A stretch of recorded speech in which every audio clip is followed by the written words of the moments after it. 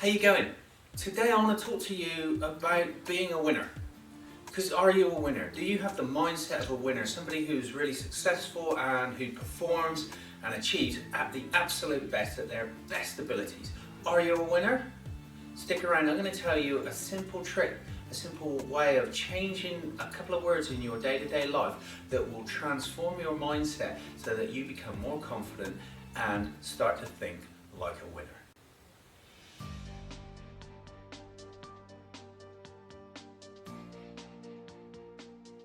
Hi, it's Fayter here from Optimum Mind, bringing you more secrets to success and tips for your own personal and professional mastery.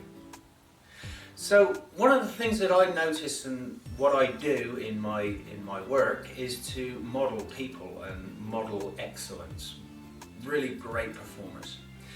And there's many ways of doing this. We can notice their behaviours, but also we can notice how they speak. Because how a person speaks gives us an idea of what's going on in their mind. What's the mindset that's driving what they say and how they actually perform and do things.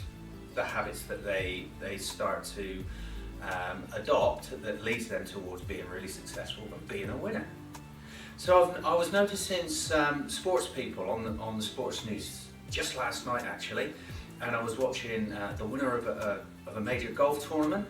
And there was the winner of a major tennis tournament, there was the winner of a cycle race, and I noticed that there was some commonalities in how they spoke about themselves when they were being interviewed. So what they would do, when asked, how did you think you performed today, they'd say things along the line of, well, it was a tough game and I performed really well. I really took on the opposition, and my opposition was really hard and tough, but I pushed through. I just outmatched my opponent, and I played so much better. I've heard this in the field of boxing as well, where fighters will speak about their success, and they'll say, I pulled off a great punch. My opponent was coming at me, but I really dug deep, and I put on the best performance. So from the outside it might sound that, hey, they're being a little bit big-headed, but they are winners, and they're not actually being big-headed, they're not being show-offs. This is what's going on in their mind. They actually have a realistic view of their own skills and their own abilities and what they can do in their sport. And they can speak about it in a matter-of-fact way without being worried by what other people might think. So the opposite of this is to self-depreciate, to make excuses. So an example of that might be somebody who was in a sports tournament and they say, how do you think you performed today? Well, I think I got lucky in that last round. I don't think that perhaps my opponent was playing at the top of their game, which kind of cut me a bit of a break in that one, so I just think I got lucky. So the difference there is they're not owning their skills, they're not owning their win, they're not owning the fact that they actually may have performed really well. What they're doing is they're ascribing their win, their success, to something outside of themselves.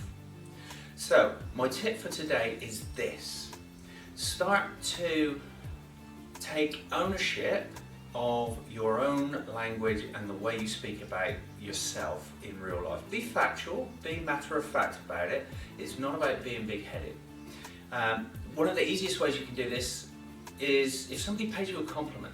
It's so common for so many people to say, if they pay you the compliment, hey, you look great today, to say, oh, no, I slept terribly last night, I must look awful. Or if somebody says, well, that outfit looks fantastic on you. Really? This old thing?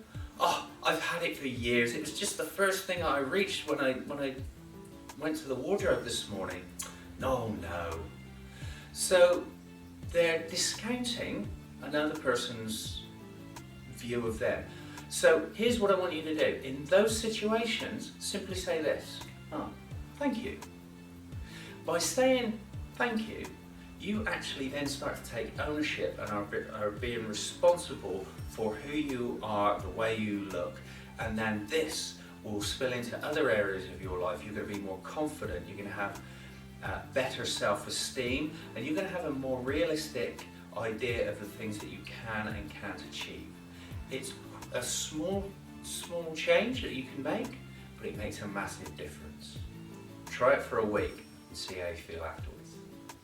So I hope you found this useful. If you've got any questions, any comments, you can leave a comment below or just drop me an email. I'm always happy to chat.